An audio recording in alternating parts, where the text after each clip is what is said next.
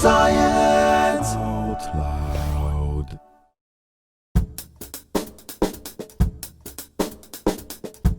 So if I take this box and just obliterate it in the corner right here, and then put it in the water, the weight of the water rushing in will cause the box to sink. If I take this box and do the same thing,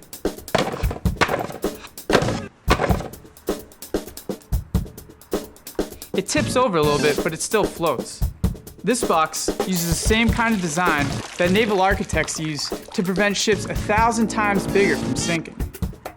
What's so special about this box that prevents it from sinking, even with the big hole in its side?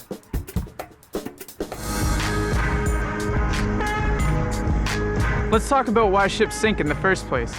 You probably know that things will float in water if they're less dense than water, and sink if they're more dense. The metal that this ship is made out of is way more dense than water, so you might think it would sink. But that metal is shaped so that it traps a lot of air, which is less dense than water, inside it. So the average density of the hull of the ship is actually much lower than that of water, so the ship floats. But if the hull springs a leak and fills up with water, there's no more air to lower the average density of the hull, so the ship sinks. The design of this box basically prevents too much water from getting into it.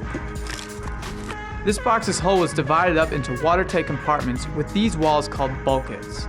So when I made a hole right here, only this compartment filled up with water. The rest stayed dry and were able to keep the box afloat. This box is subdivided, and so is this ship. Say the ship is divided into 10 watertight compartments. If one area of the ship got damaged, only that compartment would flood, but not any of the others. The added weight of the water here would cause the ship to tip over a little, to be angled or trimmed in the water, but it wouldn't completely sink and could still be taken to a port for repairs. So even with subdivision, why do ships still sink? Well, it's impractical and expensive to design an unsinkable ship, especially because most of the time, ships just don't see that much damage. What naval architects do now is try to predict what kind of damage is most likely to happen when designing a ship. Now, ships are more complicated than this box. Naval architects have to think about where to subdivide the ship, the shape of the hull, and equipment that goes into the compartments.